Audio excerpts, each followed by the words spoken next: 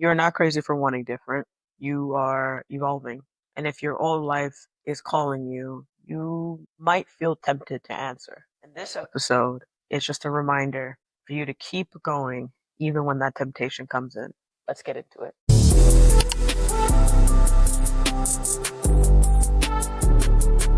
Growth can feel like grief sometimes. I know people fantasize and they kind of show you how beautiful growth can be, and it is, but there's a part of growth that can be and feel like you are grieving. You may miss the old versions of yourself a little bit or the people who loved you, but growth truly means staying consistent and disciplined and loyal to who you are becoming. You're honoring your future self. And sometimes you may feel tempted to go back to the old habits that you once knew. Sometimes people will resurface and try to test your boundaries that you have set. And then it'll probably lead to you thinking, have I changed too much? But here's the thing. The moment that you were thinking that you wanted to evolve and you wanted more in life, it wasn't a bad life. And maybe it was, but it wasn't good enough. And you were aware of that. And that's why you wanted more. Oftentimes, when we feel like we want to go back, it's the feeling of comfort, something that we're so used to. But at the end of the day, just because something feels comfortable doesn't mean that it's right for you in this season.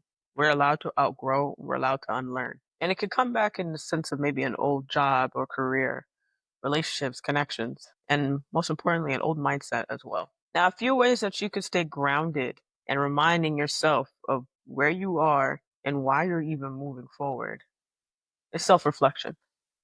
Now, if you've been riding me for a very long time, you know I've been talking about self reflection because it works. I wouldn't be giving you any sense of advice if I didn't use it myself. Every Sunday, I sit down and I self reflect. What worked, what didn't work, what can I improve?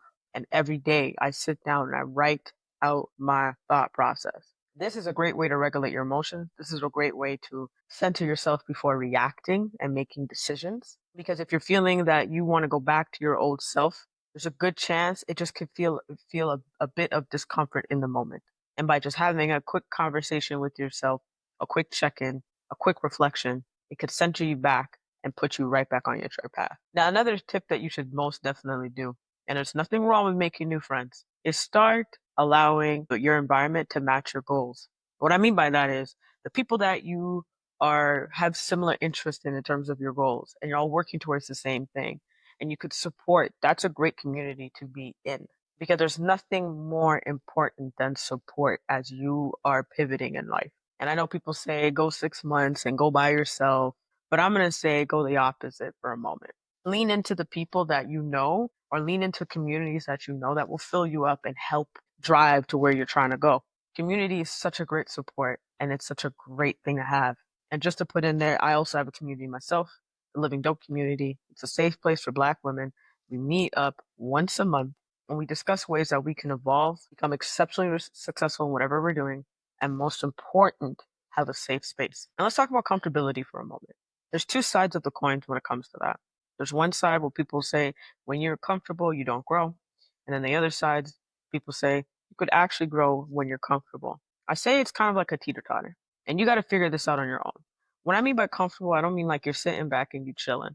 But what I mean by comfortable and growing, I mean in terms of you're comfortably growing in that season. Being uncomfortable, yes, that's a great way to grow. It's a great way to push yourself. It's a great way to overcome the fear.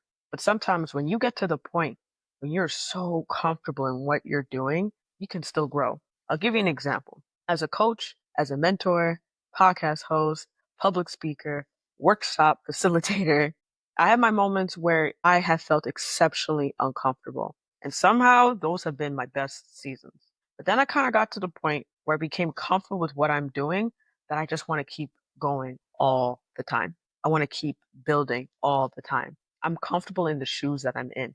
I'm comfortable in being the person I am because I've done the work. It also links with authenticity as well.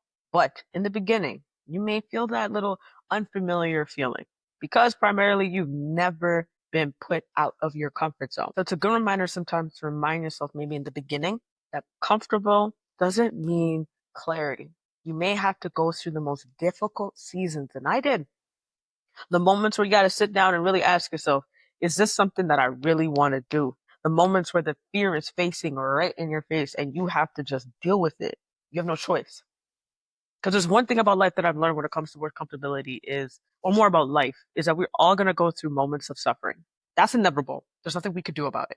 We're all going to go through a moment where we're going to feel pain and multiple times. And that could feel exceptionally uncomfortable and make you want to turn back and not even do the work. But the truth of the matter is, that's part of life. There's no work. I can coach you one on one. There's nothing I can do to remove that from happening. It's going to happen. But this thing right here, this is your key. This is what's going to separate you from not going at, from allowing fear to determine your factor. This right here, the mind over the decisions you need to make, the mind over the next step you need to make, the mind over the goal that you're working towards, whatever it is, the mind over the life that you want to go after. The distractions of life, of your old life trying to creep back in, don't allow it to even interrupt your flow. If it does, catch it quick. Do what you gotta do, set the boundaries, remove yourself out of the situation, and continue to put yourself first because it's gonna happen. I've told pretty much all my clients this. Every time that you start growing, every time that you start elevating, every time you start pivoting and it shows, your old life will try to creep back in somehow. But it's your decision and it's your job, even if it's knocking and not answering the door. All right, I'm going to give you guys a couple of affirmations that you can start using today. I trust where I am headed. I am not who I used to be. I release what no longer serves me or reflects my future. When your old life is calling, let that thing go to voicemail. In fact, force it to voicemail, literally. Because a new version of you is building something so spectacular, amazing, and it's not available for anything less but that. All right, y'all. Hope you enjoyed today's episode. Don't forget to go ahead and click that subscribe button if you haven't subscribed already. I will see you next week. And you know what to do, y'all. Walk with peace, walk with love.